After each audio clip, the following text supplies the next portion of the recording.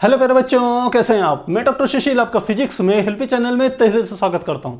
आजकल हम कर रहे हैं क्लास 11th की केमिस्ट्री को, जिसके अंदर कर रहे हैं हम इसका चैप्टर नंबर 2 और हम इसकी थ्योरी को कंप्लीट कर चुके हैं और आजकल हम कर रहे हैं इसके एनसीईआरटी के प्रश्नावली के प्रश्नों को, और मुझे लगता है आपको अच्छे से समझ में आ रहे होंगे।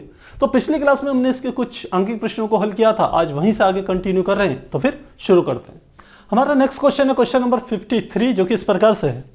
इसके अनुसार प्रकाश विद्युत प्रभाव प्रयोग में सिल्वर धातु से फोटो इलेक्ट्रॉन का उत्सर्जन 0.35 वोल्ट की वोल्टता द्वारा रोका जा सकता है। यानी कि 0.35 वोल्ट की वोल्टेज लगाएं तो इलेक्ट्रॉनों का बाहर निकलना बंद हो जाएगा। इस बात को समझिए। हमने यह एक क्या डाला है, मान लो ये धातु है हमारे पास, और कौन सी धातु इसने दे दी, सिल्वर दे दी है, सिल्वर धातु। तो ये हमारे पास सिल्वर है। अब इसके ऊपर क्या करा, यहां से हमने कोई प्रकाश डाला तो आप जानते हैं यहां से ये जो इलेक्ट्रॉन है ये यहां से उत्सर्जित होंगे। जब ये उत्सर्जित हो रहे थे तो यहां पर हमने एक प्लेट लगा करके और यहां पर जो वोल्टेज अप्लाई करी है उस वोल्टेज की वैल्यू ये क्या दे रहे हैं, 0.35 वोल्ट। 0.35 वोल्टेज हमने लगाई। निश्चित रूप से नेगेटिव वोल्टेज ही रहेगी। यहां से वोल्टेज लगाएंगे तो ये जो इलेक्ट्रॉन धातु के पृष्ठ से बाहर निकलने वाला था वह क्या हो गया, इस वोल्टेज के कारण रुक जाएगा। इसका अर्थ यह होता है कि इलेक्ट्रॉनों की गतिज ऊर्जा बराबर होती है लगाए गए जो हमारा विद्युत वाहक बल होता है या वोल्टेज जो होती है, लगाए गए वोल्टेज के। इस बात को आपको ध्यान रखना है। तो गतिज ऊर्जा को हम किससे प्रदर्शित करते हैं, ई के से, और वोल्टेज कितनी लगाई है हमने, 0.35 वोल्ट है। तो ये गतिज ऊर्जा जो होगी इलेक्ट्रॉनों की वह इतने के बराबर होगी। इस लाइन से हमें यह पता चल रहा है। अब आगे देखिए, रोका जा सकता है 256.7 नैनोमीटर के विकिरण का उपयोग किया जाता है। तो सिल्वर धातु के लिए कार्यफलन की गणना कीजिए। हमें क्या निकालना है, कार्यफलन ज्ञात करना है।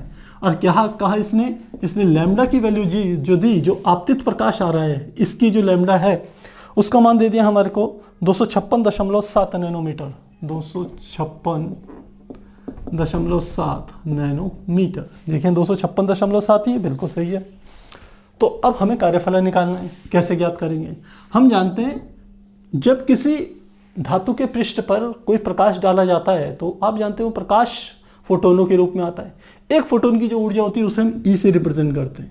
यह ऊर्जा दो हिस्सों में बढ़ जाती है, एक कार्यफलन में और एक गतिज ऊर्जा ई के रूप में।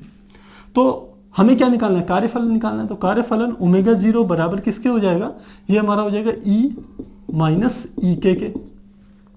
तो हमारा काम क्या है, सबसे पहले हमारे को निकालनी है इस लैम्डा की हेल्प से ई की वैल्यू कैलकुलेट करनी है। तो कैसे करेंगे, चूंकि ई इज इक्वल टू क्या होता है, क्योंकि वो मान यहां पर रखेंगे तो ई के का मान हमें पता है, ई का मान हम निकाल लें तो ओमेगा 0 का मान निकल जाएगा।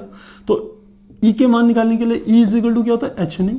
हमने कहा एच न्यू होता है, चूंकि C इज इक्वल टू क्या होता है, न्यू बटे लैम्डा। C बराबर न्यू इंटू लैम्डा होता है। तो यहां से न्यू बराबर क्या हो जाएगा, C बटे लैम्डा। न्यू का हम ये मान यहां रख दें तो E बराबर क्या हो जाएगा, H इंटू C बटे लैम्डा। हमने न्यू का मान यहां पर रख दिया।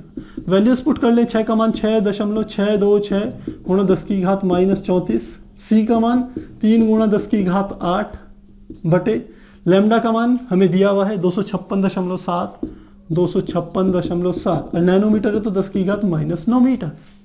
यहां से हम ई की वैल्यू कैलकुलेट करें तो ई की जो वैल्यू निकल के आएगी वह हमारी आती है 7.74 गुणा 10 की घात -9 जूल, इतने के बराबर आएगी। पर एक समस्या यहां पर आती है कि जो हमारे पास ये ई की जो वैल्यू है यह है इलेक्ट्रॉन वोल्ट में, और यहां से जो हम वैल्यूज निकाल रहे हैं वो हमारी होती है जूल में। तो इस जूल को यदि हमें इलेक्ट्रॉन वोल्ट में कन्वर्ट करना है तो हमें क्या करना पड़ेगा, हमें 1.6 यानी कि 7.74 गुणा 10 की घात -9 है, इसमें गुणा करनी पड़ेगी 1.6 गुणा 10 की घात -19 की। तो ये किस में कन्वर्ट हो जाएगा, इलेक्ट्रॉन वोल्ट में। ध्यान रखिएगा, यदि जूल को इलेक्ट्रॉन वोल्ट में कन्वर्ट करना है तो 1.6 गुणा 10 की घात -19 की गुणा करनी है, यानी कि एक इलेक्ट्रॉन पर जो आवेश होता है उसकी गुणा करेंगे तो ये इलेक्ट्रॉन वोल्ट में कन्वर्ट हो जाएगा। तो अब कैलकुलेट करें तो ई की वैल्यू जो हमारी निकल के आएगी वो होती है 4.83 इलेक्ट्रॉन वोल्ट के बराबर आ जाएगी। अब ये वैल्यूज यहां रख देते हैं तो क्या आ जाएगा ओमेगा 0, ई का मान यहां से रख देंगे 4.83 माइनस ई के का मान 0.53 0.35 है 35, दोनों इलेक्ट्रॉन वोल्ट में है, सेम है दोनों की यूनिट, तो घटा देंगे, ये हमारा हो जाएगा 13, 8 और ये हमारा हो जाएगा 7, 7 में से 3 गया, ये हो गया 4, ये है 4, तो 4.48 इलेक्ट्रॉन वोल्ट। तो जो कार्यफलन होगा इस धातु का, वह कार्यफलन का मान ओमेगा 0 का जो मान होगा वो 4.48 इलेक्ट्रॉन वोल्ट के बराबर होगा। ध्यान रखिएगा, कार्यफलन का अर्थ होता है कि किसी धातु के पृष्ठ से इलेक्ट्रॉन को उत्सर्जित होने के लिए जो न्यूनतम ऊर्जा की आवश्यकता होती है वही उसका कार्यफलन होता है। तो ये कार्यफलन 4.48 इलेक्ट्रॉन वोल्ट है, यानी कि आपतित प्रकाश का जो फोटोन की ऊर्जा है यदि वो इससे कम होगी तो धातु के पृष्ठ से इलेक्ट्रॉन उत्सर्जित नहीं हो पाएंगे। तो इस प्रकार से इसे हल करेंगे।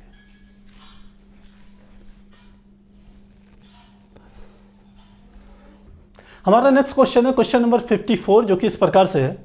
इसके अनुसार यदि 150 पिकोमीटर तरंगदैर्घ्य का फोटोन एक परमाणु से टकराता है तो इसके अंदर बंधा हुआ इलेक्ट्रॉन 1.5 × 10⁻7 मीटर प्रति सेकंड के वेग से बाहर निकलता है, तो उस ऊर्जा की गणना कीजिए जिससे यह नाभिक से बंधा हुआ है।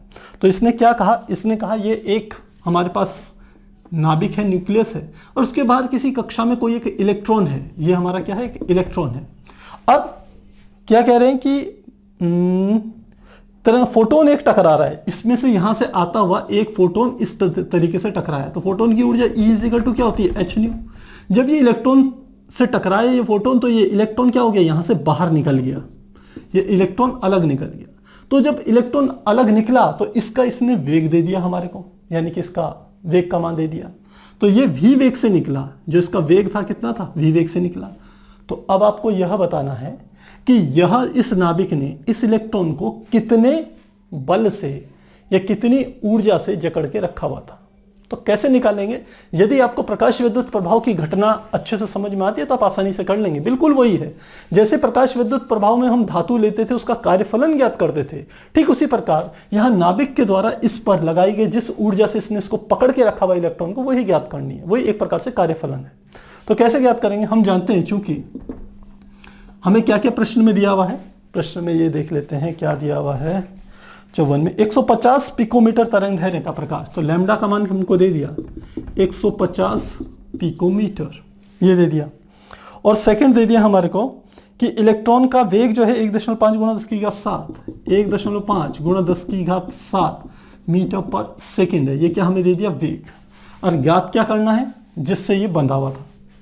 अब कैसे ज्ञात करेंगे, सबसे पहले इस फोटोन की ऊर्जा निकालेंगे E = h न्यू से, तो लिखेंगे E होता है h न्यू, क्योंकि न्यू आवृत्ति हमें नहीं दी है, तो हम जानते हैं चूंकि C बराबर क्या होता है, न्यू इंटू लैम्डा होता है, तो यहाँ से न्यू बराबर क्या हो गया, C/λ, ये वैल्यू यहाँ रख देंगे, तो क्या हो जाएगा h × C/λ। सबकी वैल्यूज पुट कर दें, h का मान 6.626 × 10⁻34, C का मान 3 × 10⁸ बटे लैम्डा का मान हमें दिया है 150 पिकोमीटर, तो 150 पिकोमीटर का 10⁻12 मीटर, इसको कैलकुलेट कीजिए तो E की जो हमारे पास वैल्यू निकल के आएगी 1.325 × 10⁻15 जूल के बराबर आ जाएगी। तो ये E की वैल्यू आ गई। तो इस फोटोन ने इस इलेक्ट्रॉन को जो कुल ऊर्जा दी वो इतनी ऊर्जा थी। अब इस ऊर्जा में से कुछ ऊर्जा खर्च हो गई इस नाभिक के आकर्षण बल से बाहर निकलने में, और शेष ऊर्जा मिल गई किसके रूप में, गतिज ऊर्जा के रूप में। तो अब गतिज ऊर्जा निकालते हैं, इलेक्ट्रॉन की गतिज ऊर्जा। तो गतिज ऊर्जा क्या होती है, E के बराबर 1/2 mv², वैल्यू रखेंगे तो E के बराबर 1/2 m, किसका द्रव्यमान, इलेक्ट्रॉन का द्रव्यमान, और इलेक्ट्रॉन का द्रव्यमान हम जानते हैं 9.1 × 10⁻31 kg के बराबर होता है, मल्टीप्लाई v हमें दे रखा है 1.5 ×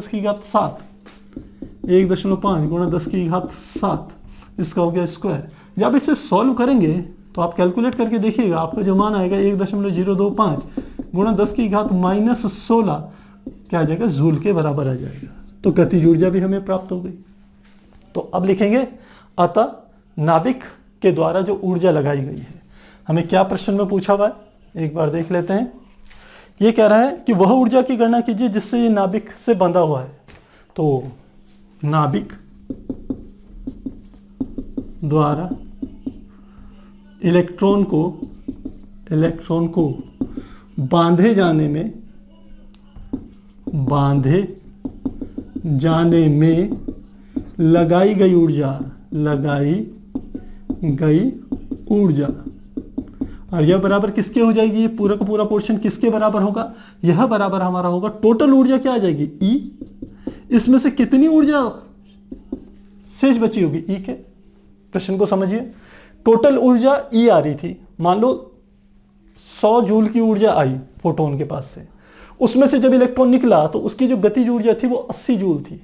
तो 100 में से 80 तो यहां पर मिल गई उसको, तो कितनी खर्च हुई, 20 खर्च हुई ना। वह 20 किसके द्वारा होगी, नाभिक के द्वारा बांधे गई ऊर्जा के बराबर होगी। ठीक वही हम काम कर रहे हैं। टोटल ऊर्जा E में से गतिज ऊर्जा E को घटा रहे हैं। तो टोटल ऊर्जा E की वैल्यू कितनी थी, ये हमने निकाली है 1.325 गुणा 10 की घात -15। इसमें से घटाना है E के, यानी कि 1.025 गुणा 10 की घात -16।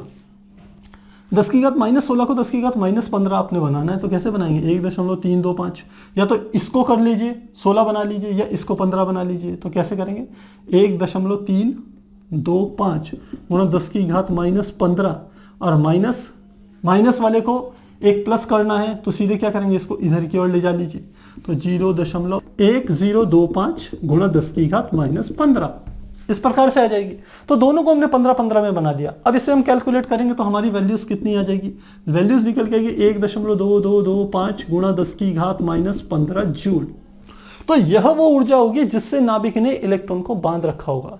आप चाहें तो इस ऊर्जा को इलेक्ट्रॉन वोल्ट में भी कैलकुलेट कर सकते हैं। कैसे करेंगे, इसी को हम क्या कर सकते हैं, 1.225 गुणा 1.3 बार 2 है 5 गुणा 10 की घात -15 में 1.6 गुणा 10 की घात -19 की गुणा कर दूं तो किस में आ जाएगा, इलेक्ट्रॉन वोल्ट में आ जाएगा।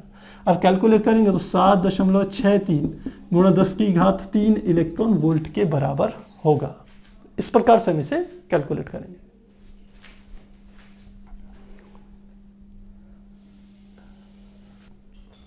हमारा नेक्स्ट क्वेश्चन है क्वेश्चन नंबर 55, जो कि इस प्रकार से है। इसके अनुसार पाश्चन श्रेणी का उत्सर्जन संक्रमण n कक्ष से आरंभ होता है और कक्ष n बराबर 3 में खत्म होता है।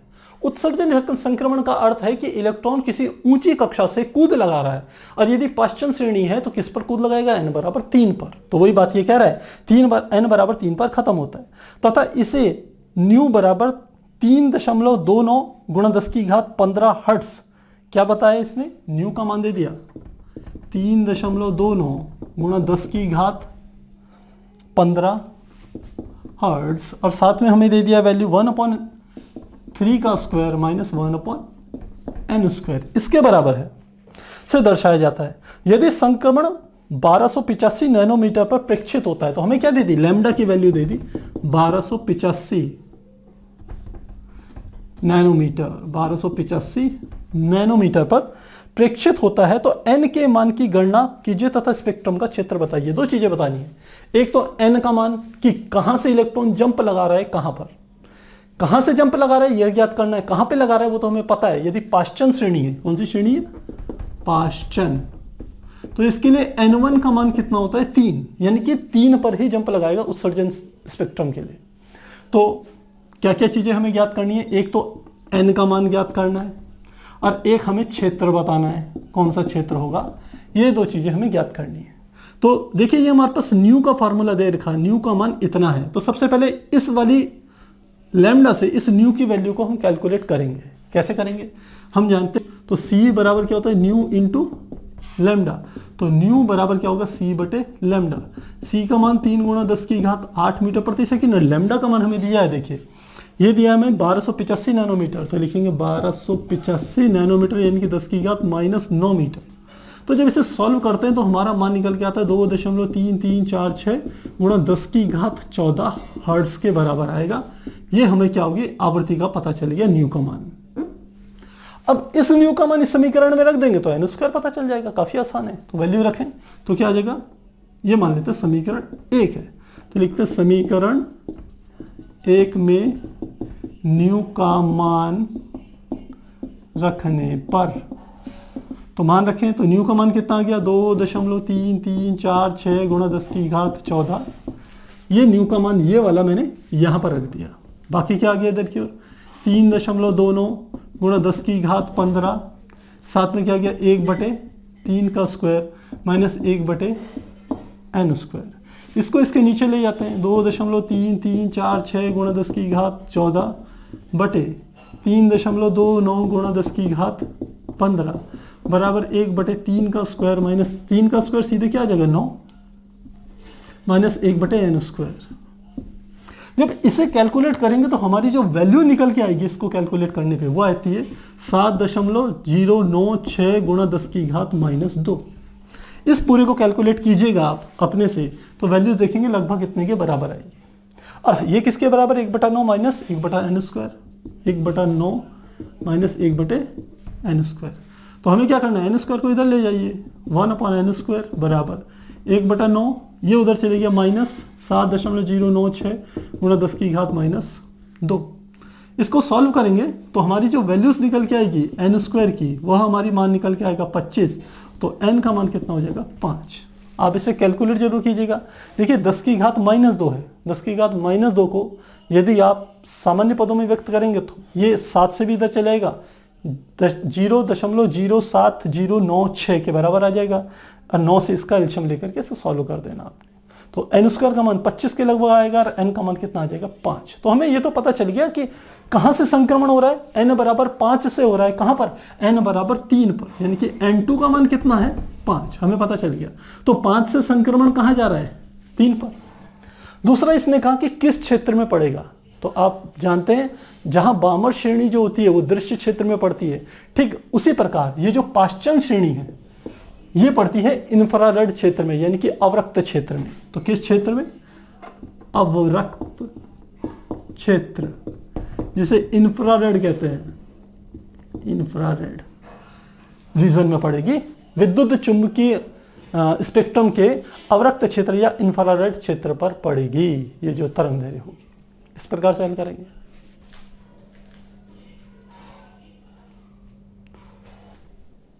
हमारा नेक्स्ट क्वेश्चन है क्वेश्चन नंबर 56 जो कि इस प्रकार से है।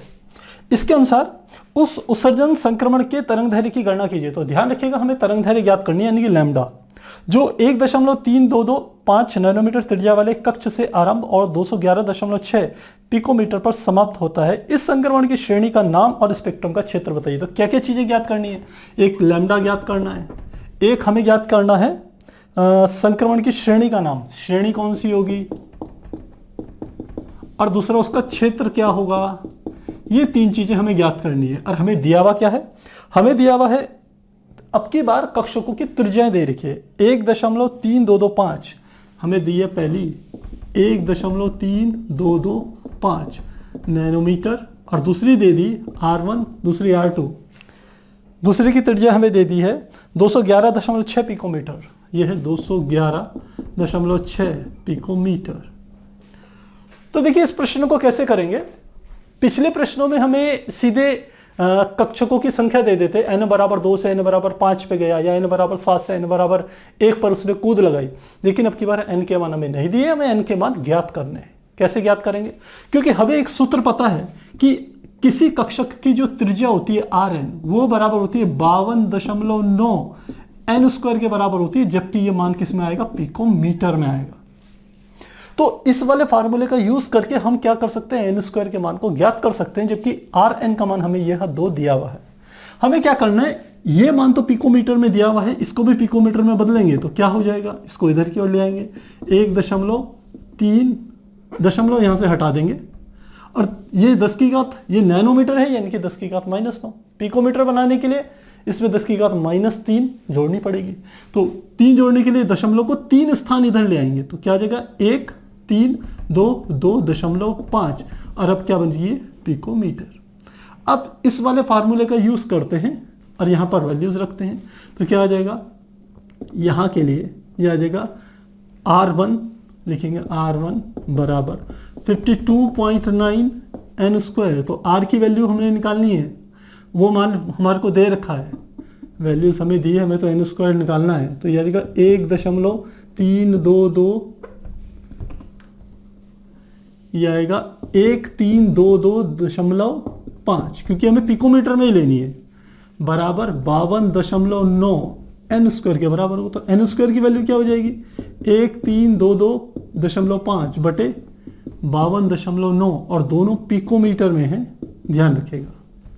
तो एन स्क्वायर का जो मान हमारा निकल के आएगा वह हमारा मान निकल के आ जाएगा 25, यानी कि एन बराबर कितना आ जाएगा 5। तो इसके लिए तो मान हमारा निकल गया, एन का मान 5। इसके लिए इस R2 के लिए निकालें तो फार्मूला तो यही वाला लगेगा। तो अब की बार क्या आ जाएगा 211.6 बराबर फार्मूला यही 52.9 एन स्क्वायर। तो क्या आ जाएगा एन स्क्वायर बराबर 211.6 बटे 52.9। तो कैलकुलेट करेंगे तो एन स्क्वायर का मान हमारा जो निकल के आएगा वो आएगा 4, यानी कि एन का मान कितना आ गया 2। तो अब आपको पता चल गया कि इसको n1 मान लीजिए, ये हमारा n2 हो गया। तो हमने कहा n1 बराबर 2 है और n2 बराबर क्या है 5। अब ये उत्सर्जन स्पेक्ट्रम है, यानी कि इलेक्ट्रॉन है n बराबर 5 से कूद लगा रहा है कहां पर, n बराबर 2 पर, ये एक जंप लगा रहा है। तो n बराबर 2 किसके लिए होता है, हम जानते हैं हमारे पास 5 श्रेणियां होती हैं, लाइमन, बामर, पाश्चन, ब्रैकेट, फुंड, और क्रम उनके यही होते हैं। लाइमन के लिए n1 का मान 1, n2 का मान होता है 2, 3, 4, 5। बामर के लिए n1 का मान होता है 2। तो यदि यहाँ n1 का मान 2 है तो इसका मतलब ये कौन सी श्रेणी है, बामर श्रेणी है। पहले आपको ये पता होना चाहिए बामर श्रेणी है। और बामर श्रेणी कहां पड़ती है, ध्यान रखिएगा, ये हमेशा दृश्य क्षेत्र में पड़ती है। बामर श्रेणी कहां पड़ेगी, दृश्य क्षेत्र। ये दो चीजें हमारे को पता चल गई। अब तीसरा इसने क्या कहा था, श्रेणी भी पता चल गई, क्षेत्र भी पता चल गया, लैम्डा का मान निकालना है। तो लैम्डा का मान कैसे होता है, हमें सूत्र पता है। हाइड्रोजन स्पेक्ट्रम का जो फॉर्मूला होता है तरंग संख्या का, तो वो होता है न्यू बार, जो कि 1/λ के बराबर होती है। वो होते 1.09 मल्टीप्लाई 10⁻⁷, और ये आता है 1/n1² माइनस 1/n2² के बराबर होता है। ये हमारा फार्मूला होता है। तो क्या मान रखेंगे, 1/1.09 मल्टीप्लाई 10⁻⁷, 1/n1, n1 का मान कितना है 2, तो 1/2 का स्क्वायर माइनस 1/n2 यानी कि 5 का स्क्वायर। तो सॉल्व करेंगे कितना आ जाएगा, 1.09 गुणा 10⁻⁷, यह आ जाएगा 1/4 माइनस 1/25। तो क्या आ गया 1.09 मल्टीप्लाई 10⁻⁷, एलसीएम कितना आ जाएगा 25 चौको 100, 25 किया 4 किया गुणा, तो यह आ जाएगा 25 माइनस 4। तो क्या आ गया, ये मान किसका निकाल रहे हैं, न्यू बार का मान हमारा कितना आ गया 1.09, ये 9 है, मल्टीप्लाई 10⁻⁷, और साथ में क्या आ गया 25 में से 4 गया 21, तो क्या आ गया 21/100। तो जब इसे हम कैलकुलेट करेंगे तो हमारी जो वैल्यू निकल के आती है, वहां हमारी वैल्यू निकल के आती है 2.303 मल्टीप्लाई 10⁶ प्रति मीटर, या आप कह सकते हैं हर्ट्स के बराबर आती है। हर्ट्स भी नहीं है क्योंकि तरंग संख्या है, तो प्रति मीटर ही आएगी। तो ये हमारी क्या होगी, तरंग संख्या। अब चूंकि हम जानते हैं तरंग संख्या बराबर किसके होते हैं, 1/λ, तो हमें तो लैम्डा का मान निकालना है। तो लैम्डा बराबर क्या हो जाएगा 1 तरंग संख्या के। तो वैल्यू रख लेंगे, तरंग संख्या था 1.303 गुणा 10⁶। इसे जब कैलकुलेट करेंगे तो हमारी वैल्यू आ जाएगी 434 और गुणा 10⁻⁻9 मीटर, यानी कि ये क्या हो गया 434 नैनोमीटर के बराबर होगी। क्या होगी 434 नैनोमीटर के बराबर होगी। तो इस प्रकार से हम इस प्रश्न को हल करेंगे, काफी आसान है। सीधे आपको इस बार क्या करना है, इस फार्मूले का यूज करके R1 और R2 के मान निकाल लेने हैं, यानी कि ये क्या है n1 n2 के मान निकाल लेने हैं। n1 का मान हम देख रहे हैं कितना निकल के आया था 2, और n2 का मान निकल के आया था 5। तो 5वें से दूसरे में जंप लगा रहा है तो बामर श्रेणी हो गई, 5वें से पहले पर जंप लगाता तो लाइमन श्रेणी होती, 5वें से तीसरे पर जंप लगाता तो लाइमन, बामर, पाश्चन श्रेणी होती। तो आपको n1 n2 के मान पता चल गए, तो आपको पता चल गई बामर श्रेणी है, ये दृश्य क्षेत्र में पड़ती है।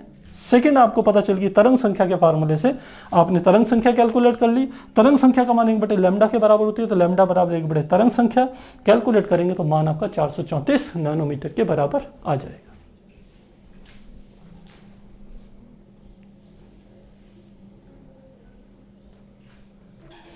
हमारा नेक्स्ट क्वेश्चन है क्वेश्चन नंबर 57, जो कि इस प्रकार से है।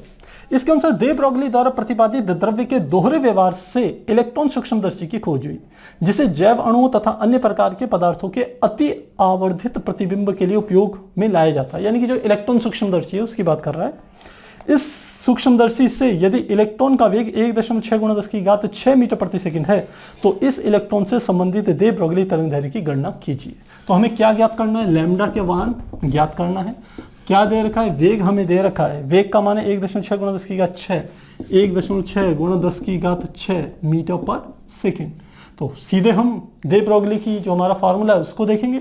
लैम्डा इज इक्वल टू क्या होता है? h/p, यानी कि lambda is equal to h/p यानी कि m × v।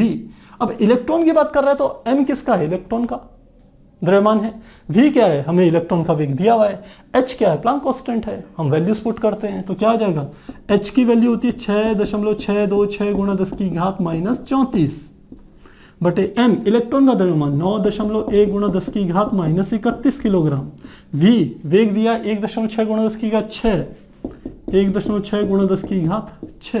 सॉल्व करेंगे तो लैम्डा का जो हमारा मान निकल के आएगा वो आएगा 4.55 × 10⁻⁻10 मीटर के बराबर आएगा। और यदि इसे नैनोमीटर में या पिकोमीटर में बदलना चाहें, मान लो पिकोमीटर में बदल रहे हैं तो दशमलव को 2 स्थान इधर ले जा लीजिए तो कितना हो जाएगा? 455 × 10⁻12 मीटर। इसका मतलब हो गया 455 पिकोमीटर के बराबर होगी जो तरंगदैर्घ्य निकलेगी। इस प्रकार से इसे हल करेंगे।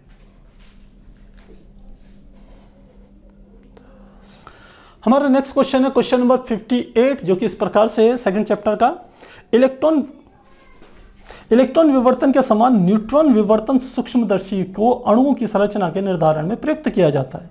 यदि 800 पिकोमीटर की तरंगदैर्घ्य ली जाए तो न्यूट्रॉन से संबंधित अभिलाक्षणिक वेग की गणना कीजिए। तो सबसे पहले किसकी बात हो रही है? यह है न्यूट्रॉन की।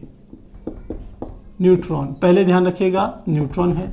दूसरा, तरंगदैर्घ्य का मान हमें दे दिया 800 पिकोमीटर, तो दे दिया 800 पिकोमीटर यानी कि हो गया 800 × 10⁻12 मीटर। और सेकंड हमें ज्ञात क्या करना है? हमें ज्ञात करना है इसमें न्यूट्रॉन से संबंधित अभिलाक्षणिक वेग यानी कि v की वैल्यू को हमें कैलकुलेट करना है। तो सीधे दे ब्रोगली की तरंगदैर्घ्य वाले सूत्र को हम प्रयोग में लाएंगे। और हमें पता है दे ब्रोगली ने सूत्र दिया था लैम्डा इज इक्वल टू होता था h/p, यानी कि lambda is equal to h/mv। तो हमें तो v की वैल्यू निकालनी है, तो इस वाले फार्मूले में v को इधर ले जाइए, लैम्डा को इधर, तो क्या आ जाएगा? v is equal to h/m × lambda. तो यहां पर हम वैल्यूज रखेंगे v बराबर h का मान हम जानते हैं, प्लांक कांस्टेंट का मान होता है 6.626 × 10⁻⁻34 बटे ये m। ध्यान रखिएगा प्रोटॉन का द्रव्यमान होता है mp 1.67 मल्टीप्लाई 10⁻⁻27 kg के बराबर होता है, जबकि इलेक्ट्रॉन का द्रव्यमान 9.1 10⁻31 kg होता है। और प्रोटॉन का द्रव्यमान और न्यूट्रॉन के द्रव्यमान आपस में बराबर होते हैं, ये आपको पता होने चाहिए। तो m का मान हम यहां से रखेंगे 1.67 मल्टीप्लाई 10⁻⁻27 मल्टीप्लाई लैम्डा का मान हमें दिया है, ये हो गया 800 × 10⁻12। तो जब आप सॉल्व करेंगे तो हमारा मान निकल जाएगा 4.94 × 10⁻2 मीटर पर सेकंड। कैलकुलेट कीजिएगा, आपका जो भी मान आए वही सही होगा, क्योंकि कैलकुलेशन में तो बच्चों आपको खुद से करनी होती है और कैलकुलेशन में कभी थोड़े बहुत का अंतर भी आ जाता है। तो फिर आप इस तरीके से इसे हल करेंगे।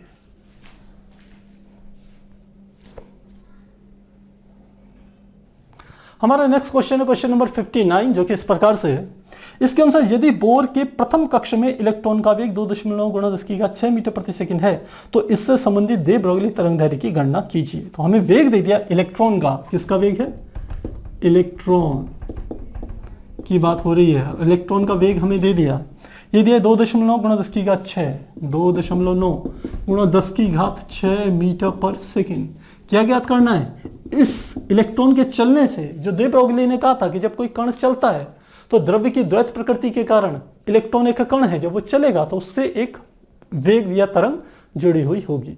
उसी वेग की, उसी तरंग की हमें तरंगदैर्घ्य ज्ञात करनी है। तो लैम्डा का मान हमें ज्ञात करना है, फार्मूला हम जानते हैं, लैम्डा इज इक्वल टू होता है h/p p, और p बराबर किसके होता है, h अपॉन एम वी के। तो यहां से हमारे को पता चल गया lambda is equal to h upon M V. Values put करेंगे, h का मान 6.626 गुणा 10 की घात माइनस 34। m किसका द्रव्यमान, क्योंकि इलेक्ट्रॉन की बात हो रही है देखिए, तो ये द्रव्यमान भी इलेक्ट्रॉन का आएगा। इलेक्ट्रॉन का द्रव्यमान आपको पता होना चाहिए 9.1 10 to the power minus 31 kg होता है। तो वैल्यू रख देंगे m का मान 9.1 10 to the power minus 31 kg, और v क्या है, वेग जो भी दिया हुआ है 2.9 गुणा 10 की घात 6, 2.9 गुणा 10 की घात 6। जब आप इसे कैलकुलेट करेंगे तो लैम्डा का मान निकल के आएगा, वो आएगा 3.32 गुणा 10 की घात माइनस 10 मीटर के बराबर आएगा। आप चाहें तो इसे पिकोमीटर में या नैनोमीटर में बदल सकते हैं। यदि हम पिकोमीटर में बदलें तो दो ये दशमलव के स्थान इधर की ओर ले जाएंगे तो क्या हो जाएगा, 332 गुणा 10 की घात माइनस 12 मीटर, यानी कि हो गया 332 पिकोमीटर। तो लैम्डा का मान आप कहें 3.32 गुणा 10 की घात माइनस 10 मीटर होगा या 332 पिकोमीटर होगा, आप कुछ भी कह सकते हैं।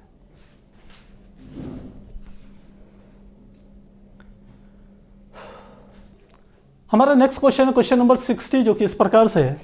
इसके अनुसार एक प्रोटॉन जो 1000 वोल्ट के विभवांतर से गति कर रहा है से संबंधित वेग 4.37 गुणा 10 की घात 5 मीटर प्रति सेकंड है। यदि 0.1 किलोग्राम द्रव्यमान की हॉकी की गेंद इस वेग से गतिमान है तो इससे संबंधित तरंगदैर्घ्य की गणना कीजिए। तो हॉकी का जो वेग दिया हुआ है और द्रव्यमान दिया हुआ है, उस हॉकी से जुड़ी हुई तरंगदैर्घ्य को हमें ज्ञात करना है। सीधे दे ब्रोगली तरंगदैर्घ्य के सिद्धांत पर आधारित है कि यदि कोई भी द्रव्य कण या कोई भी कण गति करेगा तो उसके साथ कोई ना कोई तरंग उत्पन्न होगी। उस तरंग की तरंगदैर्घ्य हमें यहाँ ज्ञात करनी है, और कण क्या दे दिया, हॉकी दे दी। तो अब की बार हॉकी का वेग कितना दे दिया, 4.37 गुणा 10 की घात 5, 4.37 गुणा 10 की घात 5 मीटर पर सेकंड। क्या दे दिया हमें, हॉकी का वेग दे दिया। हॉकी का द्रव्यमान दे दिया 0.1 किलोग्राम, यानी कि m दे दिया 0.1 किलोग्राम। ज्ञात क्या करना है, हॉकी से जुड़ी हुई, जब हॉकी गति करेगी तो उससे कौन सी जो तरंगदैर्घ्य जो जुड़ी होगी उसकी तरंगदैर्घ्य ज्ञात करनी है, जो तरंगदैर्घ्य हॉकी के चलने से उत्पन्न होगी। तो दे ब्रोगली के सूत्र से आ जाएगा lambda is equal to h upon p। अब p का मान आप जानते हैं h अपॉन एम वी, यानी कि लैम्डा इज इक्वल टू क्या हो गया, h upon M V. Values put कर ले, h is equal lambda is equal to h का मान कांस्टेंट 6.626 गुणा 10 की घात माइनस 34। m किसका, हॉकी का द्रव्यमान 0.1 किलोग्राम। v हॉकी का वेग 4.37 गुणा 10 की घात कितना दिया है, 5। तो जब आप इससे सॉल्व करेंगे तो लैम्डा का जो मान निकल के आएगा वो आ जाएगा 1.516 गुणा 10 की घात माइनस 18, और साथ में क्या आ जाएगा, मीटर के बराबर होगा। आप कैलकुलेट कीजिएगा, आपका आंसर लगभग इतने के बराबर होगा।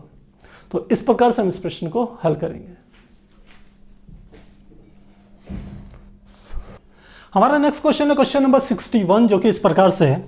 इसके अनुसार यदि एक इलेक्ट्रॉन की स्थिति को प्लस माइनस 0.002 नैनोमीटर की शुद्धता से मापी जाती है तो इलेक्ट्रॉन के संवेग में अनिश्चितता की गणना कीजिए। यदि इलेक्ट्रॉन का संवेग h अपॉन 4 पाई m मल्टीप्लाई 0.05 नैनोमीटर है तो क्या इस मान को निकालने में कोई कठिनाई होगी। तो हमें जो दो चीजें ज्ञात करनी है। तो सबसे पहले हमें इलेक्ट्रॉन की स्थिति बता रखी है, जो डेल्टा एक्स का मतलब है कि इसको शुद्धता से नापने में कितनी त्रुटि हो रही। तो डेल्टा एक्स का मान है 0.002 नैनोमीटर। तो डेल्टा एक्स बराबर हमें दे दिया 0.002 नैनोमीटर, और ये प्लस माइनस इसकी मापन में त्रुटि को प्रदर्शित करता है। तो सीधे डेल्टा एक्स का मान हम लिख लेंगे, डेल्टा एक्स बराबर पॉजिटिव ही ले रहे हैं। हम कह रहे हैं कि इसको यदि हम कैलकुलेट करें, मान लो पिकोमीटर में कैलकुलेट करें तो कितना आ जाएगा, डेसिमल को इधर ले जाएंगे 3 खाने, तो जाएगा 2.0 गुणा 10 की घात माइनस 12 नैनोमीटर, यानी कि 10 की घात माइनस 9 था ना, 0.002 गुणा 10 की घात माइनस 9 मीटर था। 3 खाने डेसिमल को इधर ले गए, 1 2 3, तो घाते 3 बढ़ जाएगी, 9 और 3 12, इतने मीटर। तो डेल्टा एक्स का मान हमारे पास आ गया। अब क्या कह रहा है कि इस प्रश्न को तो इलेक्ट्रॉन के संवेग में अनिश्चितता की गणना कीजिए। हम जानते हैं चूंकि हाइजेनबर्ग का प्रिंसिपल कहता है कि स्थिति और संवेग में जो अनिश्चितता होता है उनका जो गुणनफल होता है delta x into delta P, वो हल बराबर होता है, हम कह सकते हैं बड़ा होता है, या फिर बराबर होता है किसके, h/4 के। तो हमें डेल्टा पी की वैल्यू निकालनी है, तो डेल्टा पी बराबर ले रहे हैं h/4, तो पहले से डेल्टा एक्स के नीचे गुणा कर देंगे, तो वैल्यूज रख लेते हैं। तो कितना आ जाएगा, h का मान जो हो जाएगा 6.626 गुणा 10⁻34 बटे 4 का मान 4 गुणा पाई का मान 3.14 गुणा डेल्टा एक्स का मान हमें दिया है 2.0 गुणा 10⁻12। जब इसे आप सॉल्व करेंगे तो आपका जो मान निकल के आएगा 2.638 गुणा 10⁻23। अब क्या ज्ञात कर रहे हैं, संवेग ज्ञात कर रहे हैं। तो संवेग का मात्रक क्या होगा, किलोग्राम मीटर पर सेकेंड, इसके बराबर आ गया। तो यहां हमने संवेग ज्ञात कर लिया। अब वो प्रश्न में फिर से क्या कह रहा है, देखिए ये कह रहा है यदि इलेक्ट्रॉन का संवेग h/4 मल्टीप्लाई 0.05 नैनोमीटर है, तो प्रश्न में दिया है delta P is equal to h/4 multiply 0.05 nanometre दे दिया। तो क्या ये संभव है ज्ञात करना, वो ये पूछना चाह रहा है। तो कैसे ज्ञात करेंगे, पहले इसकी वैल्यू कैलकुलेट कर लेते हैं। तो h का मान कितना हो गया 6.626 गुणा 10⁻34 बटे क्या आ गया 4, पाई का मान 3.14, पाई का मान रख दिया, ये हो गया 0.05 गुणा नैनोमीटर है तो 10⁻9। कैलकुलेट करेंगे तो इसका मान निकल के आएगा 1.055 मल्टीप्लाई 10⁻24 और किलोग्राम मीटर प्रति सेकेंड, किलोग्राम मीटर पर सेकेंड। तो ये हमारा निकल के आ गया। अब देखिए वो कह रहा है क्या ये निकालना, कैलकुलेट करने से संभव है। हम कहेंगे संभव नहीं है। क्यों नहीं संभव है, क्योंकि हमारे पास जो फॉर्मूला है हाइजेनबर्ग का, जो बताता है कि डेल्टा पी का में जो अनिश्चितता होगी वो इतनी होगी, जबकि इसकी एक्यूरेसी, इसकी जो एक्यूरेसी वो इससे ज्यादा है, हम कह सकते हैं। तो हम इस मान को ज्ञात नहीं कर सकते। तो लिख सकते हैं ज्ञात नहीं कर सकते। हम इतने तक ही ज्ञात कर सकते हैं, इससे ज्यादा ज्ञात नहीं कर सकते एक्यूरेसी से। तो इस प्रकार से हल करेंगे।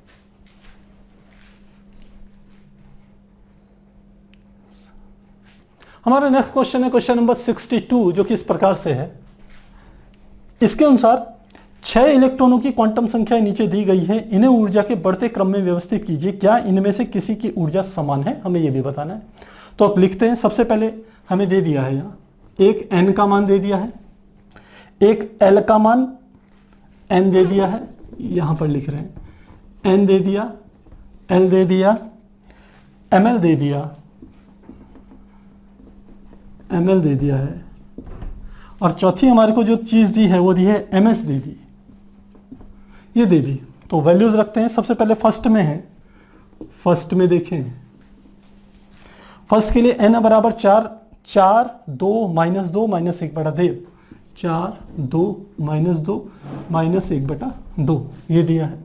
दूसरे के लिए कहें, इनको भी पास पास लिख लें। दूसरे के लिए n का मान 3 2 1 + 1/2, 3 2 1 + 1/2। तीसरे के लिए देखें, ये दिया है 4 1 0 1/2, 4 1 0 1/2 प्लस का। चौथे में हमें दिया है 3 2 -2 -1/2, 3 2 -2 -1/2, ये चौथे का मान दिया है। पांचवें में देखें 3 1 -1 + 1/2, 3 1 -1 + 1/2, देख ले सही है, 1 -1 + 1/2 बिल्कुल सही है।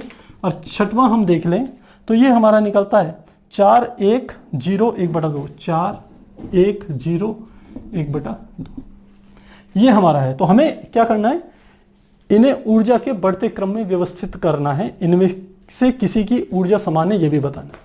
तो देखिए पहले हम ये देखते हैं कि इसको यदि हम उपकोषों की संख्या के रूप में प्रदर्शित करें तो कैसे करेंगे। देखिए ये n हमारे को बताता है कि n मुख्य क्वांटम संख्या कितनी है, 4, और l का मान 2 है। देख ध्यान रखिएगा, जब l बराबर 0 होता है तो वो s को प्रदर्शित करता है, l बराबर 1 तो p को, l बराबर 2 तो वो d को, और l बराबर 3 तो वो किसको प्रदर्शित करता है, f को। बस ये ध्यान रखना है। अब इनसे पहले एल की वैल्यू आपको दी हुई है, बस उससे पहले आपको ये रख देने मान, एन के मान रखने। तो एन का मान कितना है 4 और एल का मान 2, तो एल का मान 2 है तो क्या हो गया डी, तो यानी कि किसको प्रदर्शित कर रहा है 4 और साथ में एल बराबर 2 है तो क्या हो गया डी, 4D। इसमें देखें एन का मान 3 एल का मान 2 यानी कि डी, यानी कि ये क्या हो गया 3D। ये एल एन का मान 4 एल का मान 1 है तो P यानी कि ये हो गया 4P। और अगला देखें ये है एन का मान 3 एल का मान 2, तो एल का मान 2 है क्या है डी, ये हो गया 3D।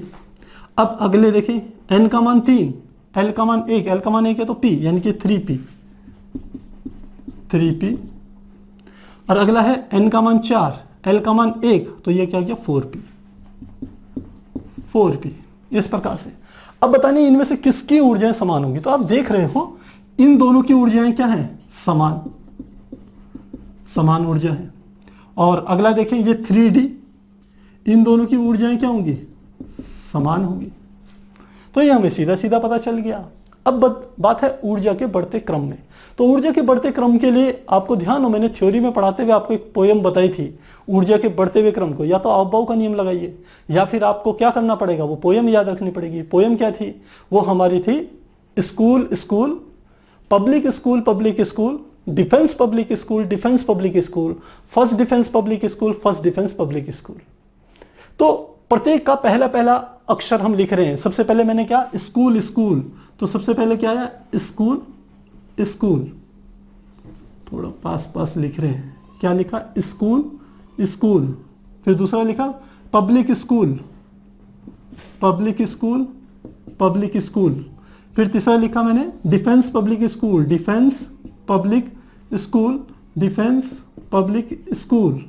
चौथा लिखा फर्स्ट डिफेंस पब्लिक स्कूल यानी कि फर्स्ट डिफेंस पब्लिक स्कूल। फिर लिखा आगे भी first defence public school.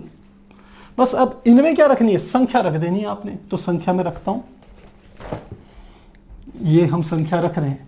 S का मान 1 से शुरू होता है तो ये क्या हो गया 1, ये क्या हो गया 2, ये 3, ये 4, ये 5, ये वाला हो गया 6, ये हो गया हमारा 7 और ये वाला क्या हो गया 8। तो एस का मान हमारे को पता चल गया। अब एस के बाद हम अगला देखें पी की शुरुआत यहां से है तो पी कहां से शुरू होता है 2 से, तो 2P 3P 4P 5P 6P क्या गया 7P। अब उसके बाद क्या आ गया D, तो D की शुरुआत यहां से है, D 3 से शुरू होता है तो क्या हो गया 3D। फिर क्या गया 4D क्रम से, फिर 5D, फिर 6D और फिर होता तो 7D आता। अगली बार क्या आ गया हमारे पास F आ गया। तो अब F को कैसे करेंगे, F हम जानते हैं कहां से शुरू होता है 4 से शुरू होता है, तो यहां तक F देखिए नहीं है, यहां पर शुरू होगा तो क्या आ जाएगा 4F। फिर उसके बाद यहां पर क्या आ गया 5F, इस प्रकार से आ गया। तो ये हमारा क्या है ऊर्जाओं का क्रम 1S 2S 2P 3S 3P 4S 3D 4P 5S 4D 5P 6S 4F 5D 6P 7S 5F 6D 7P 8S ये है। तो अब आप सबसे पहले देखिए, सबसे पहले क्वांटम संख्या कौन सी है, 3 और 4 दो ही हैं, तो 3 में सबसे पहले कौन सी आ जाएगी 3P। तो 3P किसकी है, 3P है हमारी 5वें नंबर की, तो 5 की ऊर्जा क्या होगी सबसे कम होगी, पहली बात। अब ये हमारे 5 हो गया, इसको हमने देख लिया। अब 3P के बाद कौन से आएगा 3D। अब 3D 4S तो है नहीं, तो 3D हम देखते हैं क्या आ जाएगा, 3D ये दोनों हैं, तो 3D कौन कौन से हैं 2 और 4, तो क्या लिख लेंगे 2 बराबर किसके हो गया 4, इनकी ऊर्जा ज्यादा होगी, तो ये 3D के दोनों हो गए। अब कौन कौन से बचे देखिए हमारे पास, ये 4P और है 4D, तो देखिए 4P पहले आएगा 4D बाद में आएगा, तो 4P कौन सा है हमारा, ये वाला है 4P, तो 4P को ये 4P और ये 4P, एक ये वाला और एक ये वाला, तो 4P यानी कि 3 नंबर और 6 नंबर, तो 3 बराबर किसके हैं 6 के, और इनसे भी बड़ा मान किसका होगा 4D का, और 4D कौन सा है 1। तो मुझे लग रहा है ये आपको समझ में आ गया होगा। ये 5 वाला कौन सा है, 5 मतलब 3P, इसको ऐसे भी लिख लेता हूँ, 3P का मान छोटा होगा किससे 2 और 4 से, तो 2 कौन सा है 2 3D और ये 3D, ये 3D 3D, ये फिर 3 और 6, 3 और 6 कौन सा, ये वाले देखिए 4P और 4P, 4P 4P, और इससे भी बड़ा मान किसका होगा, इससे बड़ा मान किसका होगा, 4D का होगा। इस प्रकार से ऊर्जा के बढ़ते हुए क्रम में हम इन्हें लिख सकते हैं। यदि आपको यह राइम्स याद है प्यारे बच्चों, तो समझिए आपको ऊर्जा स्तरों की गणना करने में, क्योंकि इलेक्ट्रॉन हमेशा निम्न ऊर्जा स्तर से उच्च ऊर्जा स्तर पर बढ़ते हैं, उसको ज्ञात करने में कोई परेशानी नहीं होगी। तो आप नोट कीजिए फिर।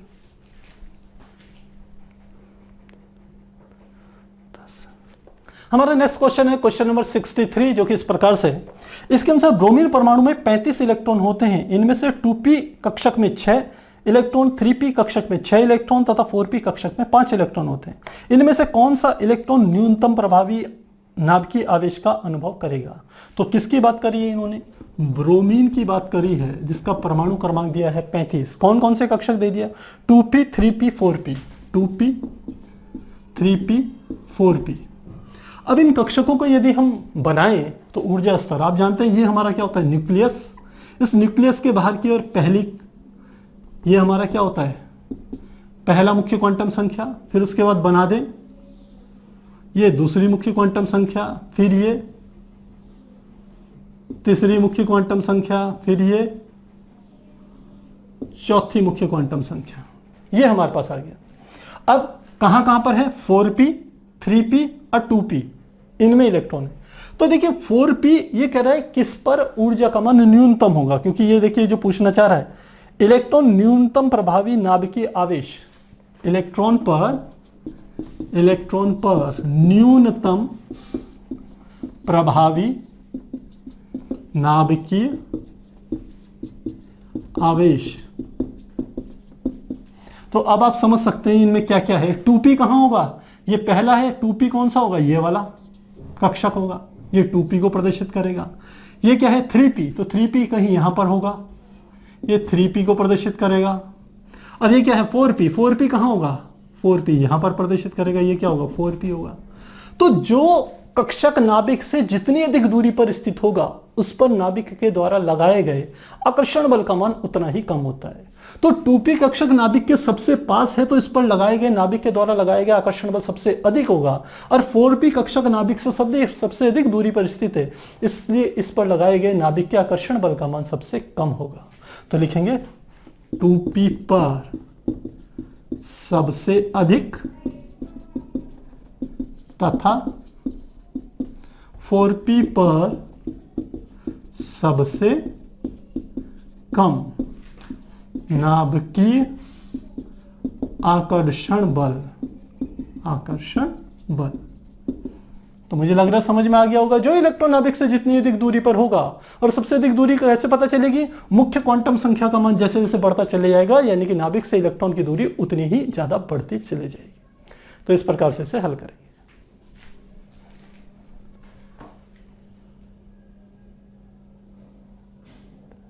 हमारा नेक्स्ट क्वेश्चन है क्वेश्चन नंबर 64, जो कि इस प्रकार से है।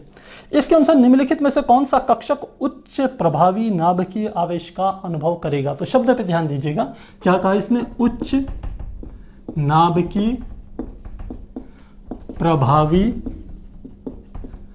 आवेश। उच्च नाभिकीय प्रभावी आवेश का अनुभव करेगा, यानी कि उच्च नाभिकीय बल कौन सबसे अधिक होगा, कौन सा आवेश का अनुभव करेगा? तो किस प्रकार से करेंगे? पहला इसने दिया है 2s और 3s, 3 दिए हैं। फर्स्ट में है 2s तथा 3s, सेकंड में हमें दिया है 4d और 4f, 4d तथा 4f, और थर्ड में हमें दिया है 3d और 3p, थर्ड में दिया है 3d तथा 3p। कैसे करेंगे इसको समझिए। देखिए नाभिक में यदि इसके लिए बनाऊं मैं, तो मैंने कहा ये मेरे पास क्या हो गया? न्यूक्लियस। ये मान लेते हैं पहली कक्षा हो गई, ये एक दूसरी कक्षा हो गई। अब ये तीसरी कक्षा में, सर ये 2s और 3s है, तो इसके लिए ऐसे बना देते हैं। पहली कक्षा तो ये होगी, ये हमारा कौन सा कक्षक है? 2 वाला है। और ये वाला कक्षक कौन सा है हमारा? 3 वाला है। तो 2s का अर्थ है कि ये s उपकक्षक यहां पर स्थित है, मुख्य क्वांटम संख्या 2 पर स्थित है, और 3s का अर्थ है कि यह मुख्य क्वांटम संख्या 3 पर स्थित है। तो उच्च नाभिकीय आवेश कौन अधिक अनुभव करेगा? जो नाभिक के अधिक समीप होगा। कोई भी इलेक्ट्रॉन नाभिक से जितनी पास में होगा उस पर लगने वाला नाभिक का आकर्षण बल उतना ही अधिक होगा।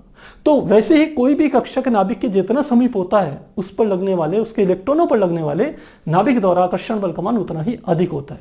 तो हम देख रहे हैं ये 2p है और ये क्या है हमारे पास ये 2 क्या है 2s और ये है 3s।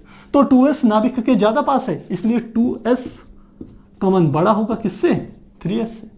इसी प्रकार 4d और 4f का बनाए तो 4d क्या हो जाएगा? ये हमने कहा न्यूक्लियस हो गया, ये मान लेते हैं पहली कक्षा होगी, ये दूसरी हो गई, ये तीसरी हो गई। अब चौथी में दोनों के दोनों हैं, तो ये मैंने चौथी बना ली, ये हमारी चौथी नंबर की है। अब इसमें 4d और 4f में आपको मैंने शील्डिंग इफेक्ट बताया था। शील्डिंग इफेक्ट के कारण क्या होता है कि ये कक्षक इस प्रकार से होते हैं, ये चौथी क्वांटम संख्या है, इसमें s यहां आ जाता है, p यहां आ जाता है, d यहां आ जाता है और f यहां पर आ जाता है ये सब चार के, ये 4s है, ये 4p है, ये 4d है और ये 4f है। लेकिन ये इस प्रकार से आ जाते हैं, यानी कि s कक्षक होता ये उपकक्षक मुख्य क्वांटम संख्या 4 का ही है, लेकिन यह p d f की तुलना में नाभिक के ज्यादा समीप आ जाता है। इसी प्रकार जो p होता है वो d और f की तुलना में नाभिक के ज्यादा समीप होता है। इसी प्रकार d f की तुलना में और f क्या होता है? मुख्य क्वांटम संख्या 4 के लिए सबसे पीछे उपकक्षक ये स्थित होता है। तो इस हिसाब से यदि समझे तो 4d और 4f में कौन पास होगा? तो 4d ज्यादा पास है, तो लिखेंगे 4d का मान बड़ा होगा किससे? 4f से। और ठीक यही नियम यहां पर भी लागू करेगा। ये d है, ये p है, तो देखिए p कक्षक पहले होता है, d कक्षक बाद में। यदि मैं 4 की जगह तीसरा वाला ले लूं तो सेम ऐसे ही बनेगा। तो उसके लिए क्या हो जाएगा? ये हो जाएगा 3p बड़ा होगा किससे? 3d से, क्योंकि s फिर p फिर d फिर f। इस प्रकार से हम इसे समझ सकते हैं।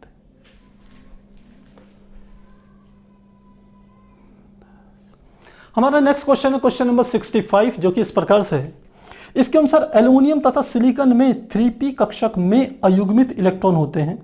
कौन सा इलेक्ट्रॉन नाभिक से अधिक प्रभावी नाभिकीय आवेश अनुभव करेगा? तो इसको समझते हैं। एल्युमिनियम और सिलिकॉन, तो किसका दिया? एक दिया हमें एल्युमिनियम, एक दिया सिलिकॉन, और दोनों में किस कक्षक की बात हो रही है? 3p कक्षक की बात। 3p कक्षक यानी कि जिसे हम उपकक्षक, उपकोश भी कहते हैं, उसकी बात हो रही है। तो अब इसे समझते हैं।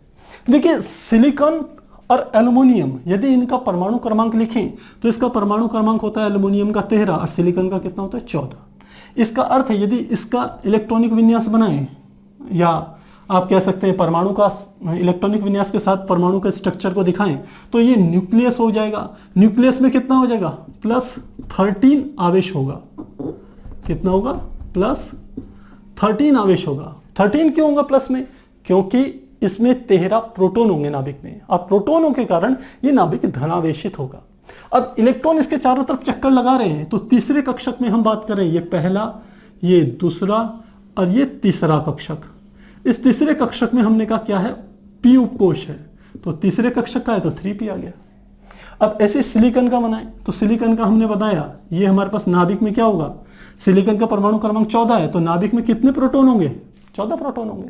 अब इसके आगे ये पहला कक्षक, ये दूसरा, और ये फिर से हमने क्या बना दिया? तीसरा। और इसमें भी क्या है? p उपकोश ले लिया मैंने। कौन से का है? 3 का। अब इस पे भी इलेक्ट्रॉन स्थित है 3p पे, इसमें भी। तो इन दोनों में से किस इलेक्ट्रॉनों पर ज्यादा आवेश लगा, ज्यादा बल लगाएगा? कौन? नाभिक। जिसका नाभिक अधिक शक्तिशाली होगा उस वाले 3p पर अधिक बल लगेगा। अब देखिए इसमें केवल +13 धनावेश है, इसमें +14 धनावेश है, तो इसका धनावेश इसके नाभिक के धनावेश से ज्यादा है। तो यानी कि यह नाभिक ज्यादा अधिक धनात्मक है, या धनात्मक रूप से ज्यादा अधिक शक्तिशाली है अपेक्षाकृत एल्युमिनियम के। इसका अर्थ है कि यह वाला जो नाभिक होगा यह इन इलेक्ट्रॉनों पर ज्यादा आकर्षण बल लगाएगा। तो क्या लिखेंगे? सिलिकॉन के नाभिक द्वारा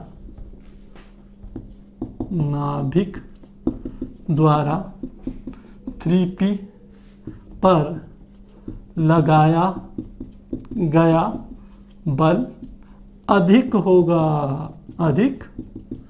होगा। तो ध्यान रखिएगा, नाभिक का आकार या नाभिक में प्रोटॉनों की संख्या जैसे जैसे बढ़ती जाएगी, जितना अधिक वो धनात्मक होगा, वह अपनी बाहरी कक्षाओं पर उपस्थित इलेक्ट्रॉनों पर उतना ही अधिक शक्तिशाली आकर्षण बल लगाएगा। तो इस प्रकार से इसे कर सकते हैं।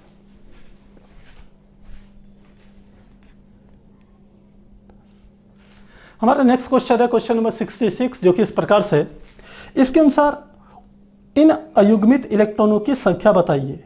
पहला है P, Si, Cr, Fe, Kr। तो पहला क्या आ गया P यानी कि फास्फोरस, दूसरा हमारा आ गया सिलिकॉन, तीसरा आ गया क्रोमियम, और चौथा आ गया आयरन, और पांचवा हमारा को दे दिया क्रिप्टन Kr। तो इसमें अयुग्मित इलेक्ट्रॉनों की संख्या बतानी है। क्या बतानी है? अयुग्मित इलेक्ट्रॉनों की संख्या, इलेक्ट्रॉनों की संख्या। इसके लिए आपको एक बात पता होनी चाहिए कि S में 2 कक्षक पूरे होने चाहिए, P में यदि 2 इलेक्ट्रॉन हैं तो कक्षक युग्मित होगा। P में कितने होते हैं? 6 इलेक्ट्रॉन। D में कितने होते हैं? 10 इलेक्ट्रॉन। और F में कितने होते हैं? 14 इलेक्ट्रॉन। लेकिन कक्षक कितने होते हैं? इसमें 1 कक्षक होता है, इसमें 3 कक्षक होते हैं, इसमें 5 कक्षक होते हैं, और इसमें 7 कक्षक होते हैं। यानी कि S के एक कक्षक में 2 इलेक्ट्रॉन भरे जा सकते हैं, तो वो युग्मित हो गया यदि दोनों हैं। P में 3 उपकक्षक होते हैं, P उपकक्षक में 3 कक्षक होते हैं ऑर्बिटल। यदि तीनों में 2-2 इलेक्ट्रॉन हो तो तीनों युग्मित हो गए, और यदि तीनों में मिलाकर के 6 ना हो, यदि 4 होंगे तो हम समझ जाएंगे वो अयुग्मित होंगे। तो इसी प्रकार D में 5 कक्षक होते हैं जिनमें 10 इलेक्ट्रॉन भरे जा सकते हैं, F में 7 कक्षक होते हैं जिसमें 14 इलेक्ट्रॉन भरे जा सकते हैं। इस बात को यदि आपको आती है तो अब आप आसानी से इसको कर सकते हैं प्रश्न को। सबसे पहले फास्फोरस, इसका परमाणु क्रमांक कितना होता है? इसका होता है 15। इलेक्ट्रॉनिक विन्यास क्या हो जाएगा? 1s2 2s2 2p6 3s2। तो कितने हो गए? ये हो गए 10, तो यहां हो गए 3s2। अब 5 बच गए, तो क्या हो जाएगा? 3p5। ये हो गए। अब देखिए इसमें 15 हो गए, 2 और 2 4 और 6 10, 10 और 2 12, ये हमारा 3 ही आएगा। तो टोटल कितने हो गए? 15 इलेक्ट्रॉन हो गए।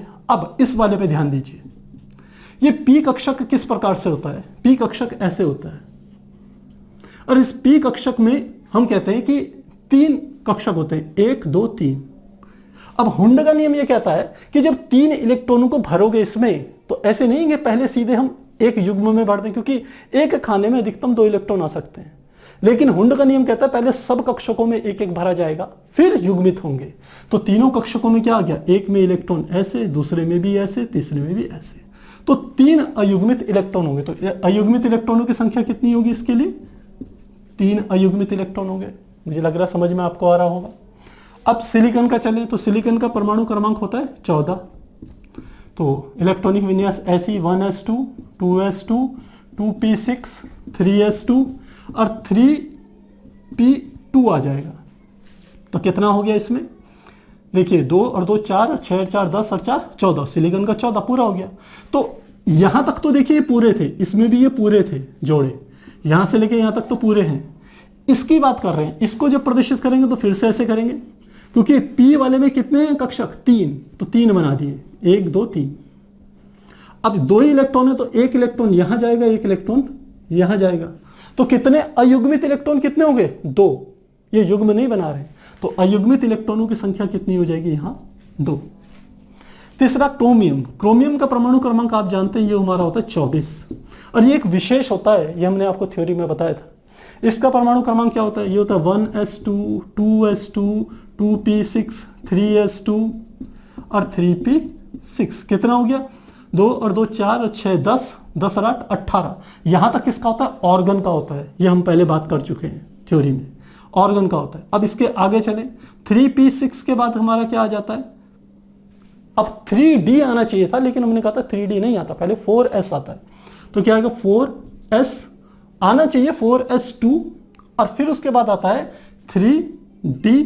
अब कितने बच गए? 18 19 20, और यहां पर क्या होने चाहिए? 4 ऐसे होने चाहिए। लेकिन हमने आपको कहा था कि क्रोमियम का विशेष होता है, वहां पर नियम लगता है अर्धपूरित तथा पूर्ण पूरित जो हम कह सकते हैं कक्षक होते हैं वो अधिक स्थायी होते हैं। तो उस नियम के अनुसार s का यहां से एक इलेक्ट्रॉन ही रह जाता है और एक इलेक्ट्रॉन यहां जाकर के इसको 5 बना देता है। तो अब देखिए कितने अयुग्मित इलेक्ट्रॉन कितने हो गए s के लिए कक्षक मैंने ये बनाया, तो सॉरी एक ही कक्षक है s में क्या है, केवल एक कक्षक है। कौन सा, ये 4s वाला। तो उसमें केवल एक ही इलेक्ट्रॉन है, क्योंकि s में एक ही कक्षक होता है, 2 इलेक्ट्रॉन आ सकते हैं, केवल एक ही इलेक्ट्रॉन आया। पहली बात 3d वाले में चले जाएं तो इसके लिए कितने होंगे, d में कितने होते हैं, 5 कक्षक होते हैं। तो 1 2 3 4 5।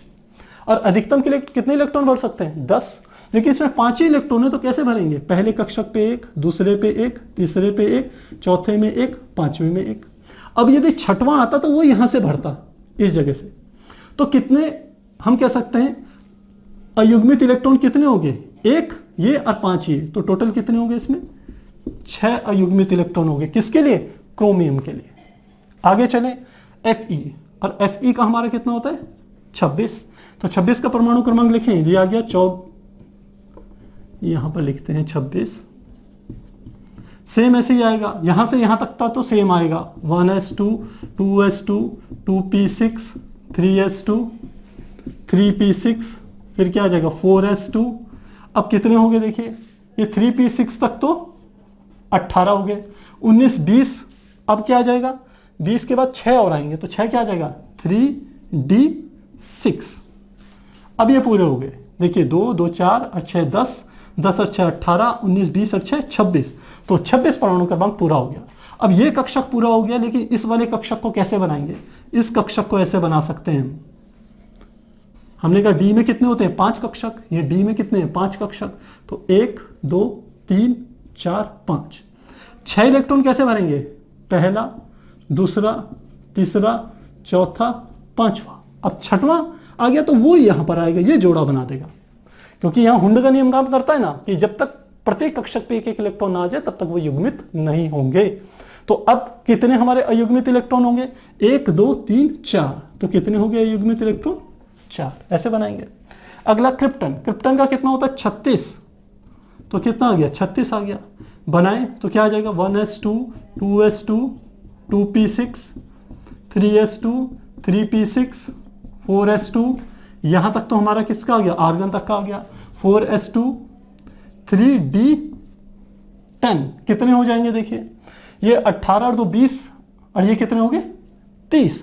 30 के बाद हमारा कितना आ जाएगा, 3d के बाद हमारा अगला आ जाएगा 4p, क्योंकि 4s तो आ गया था। अब हमारा क्या हो जाएगा 3d हो गया, अब हो गया 4p। तो 4p में कितने आएंगे आप समझते हैं, 4p में 6 आ सकते हैं। तो कितने हो गए हमारे यहां से यहां तक 18 19 20 और 10 30, और इसमें कितने चाहिए 6, और 6 पूरे के पूरे हमारे यहां है। तो ये पूरा आ गया 6। तो अब देखिए क्या इसमें कोई अयुग्मित बच रहा है, कोई भी नहीं बच रहा है। लास्ट वाले कक्षक को यदि चेक करें तो ये कैसे होगा, लास्ट वाला कक्षक ये इस प्रकार से होगा, और इसमें कितने होंगे 6 इलेक्ट्रॉन है। पी के लिए कितने कक्षक हैं, पी के लिए 3 कक्षक हैं, तो ये 3 कक्षक। 6 इलेक्ट्रॉन कैसे भरेंगे, 1 2 3 फिर 4 5 6। तो अयुग्मित इलेक्ट्रॉन क्या हो गए, 0 हो गए। तो इस प्रकार से यदि आपको इलेक्ट्रॉनिक विन्यास बनाने आते हैं, आपको ऊर्जा स्तरों का ज्ञान है, तो आप आसानी से इस प्रश्न को हल कर पाएंगे।